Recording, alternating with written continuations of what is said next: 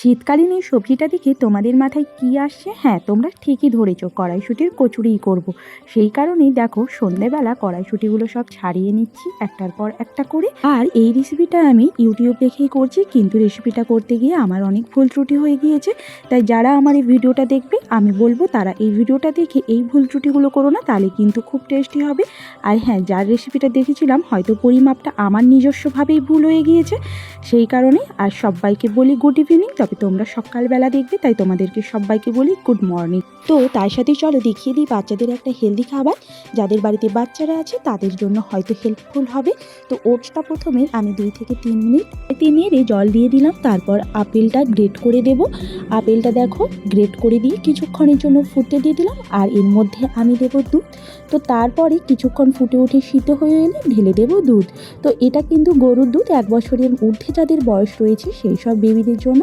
আর নিচে যারা রয়েছে 1 বছরের তাদের জন্য কিন্তু দুধটা স্কিপ করে তোমরা কিন্তু একইভাবে বানাতে পারো। এটা খুবই একটা হেলদি খাবার। তারপর যে যার থিকনেস অনুযায়ী রেখে বেবিদেরকে খাওয়াতে পারো। তো চলো চলে যাই কড়াইশুঁটির কচুরিতে। এখানে দেখো, এখানে কড়াইশুঁটিগুলোকে আমি মিক্সিতে জল দিয়ে ভালোভাবে একটা স্মুথ পেস্ট করে নেব। আর এখানে দেখো আদা আর কাঁচা লঙ্কা নিয়েছি। তারপর এই যে কড়াইশুঁটিটা পেস্ট হয়ে গিয়েছে, তারপর আদা আর কাঁচা লঙ্কাটাও পেস্ট করে নিলাম। তো তারপরে দেখো কড়াইতে তেল দিয়ে দিয়েছি, আদা আর কাঁচা লঙ্কাটাকে ভালোভাবে নেড়ে নিচ্ছি। তারপরেই দিয়ে দেবো মটরশুঁটিটাকে। যে ভুলটা আমি করেছিলাম সেটা হলো আদা আর কাঁচা লঙ্কার পরিমাণটা তো তোমরা দেখতেই পেলো, এত পরিমাণটা কিন্তু নেওয়া উচিত হয়নি আমার। এর থেকে অনেক গুণ কম নিতে হতো, মানে নামমাত্র দিলেই হতো, কিন্তু আমি অনেক ভুল করে ফেলেছি। আর দ্বিতীয় ভুলটা হলো ভালোভাবে আরেকটু ভেজে নেওয়া উচিত ছিল। আমি ভেজেছিলাম কিন্তু আমার মনে হচ্ছিল আরও ভাজা উচিত ছিল। আর তৃতীয় নম্বর ভুলটা হলো এই যে হলুদটা দিয়েছিলাম, এই হলুদটা কিন্তু আমার স্কিপ করা উচিত ছিল, আমি একদমই ভুল করেছি। তো যাই হোক, হয়ে গিয়েছে ভুল, যেটা হয়ে গিয়েছে। নুন, হলুদ, সামান্য চিনি দিয়ে সব কিছু ভালোভাবে নেড়ে এই যে একটু ছাতুটা দিয়ে দিলাম। আমি ভিডিওতে দেখেছিলাম যে চিনিও দিয়েছিলেন, তো এটা দিলে নাকি যেটুকু জল থাকবে সেটা শুষে নেবে। তারপর দেখো ময়দাতে আমি সাদা তেল, চিনি, একটু কালো জিরে আর নুন পরিমাণ মতো দিয়ে সেটাকে ভালোভাবে মেখে নিয়েছি। ময়দা মাখাতে কোনো ভুল ত্রুটি হয়নি।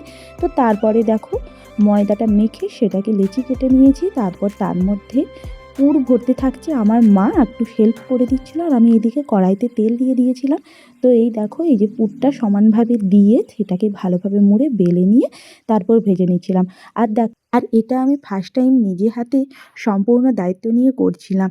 তো ভুল ত্রুটিটা হবেই, শুধু রান্না বলে নয়, প্রত্যেকটা জিনিসেই কিন্তু ভুল ত্রুটি হয়। আর আমরা জানি ভুল ত্রুটি যত করব ততই কিন্তু পরবর্তীকালে সেটা শুধরে নেব আর সেটা সুন্দরভাবে আরও করতে পারবো। তো দেখো তারপর হয়ে গেল, প্রথমটা আমিই ভাজছিলাম, এই যে টেরা বাঁকা নিজেই বেলে করছিলাম, তার জন্য এরকম হয়েছিল। এই বছর এই শীতকালে এই প্রথম কড়াইশুঁটির কচুরিটা হচ্ছে, তাও আমি নিজে ভুলভ্রান্তিতে করছি।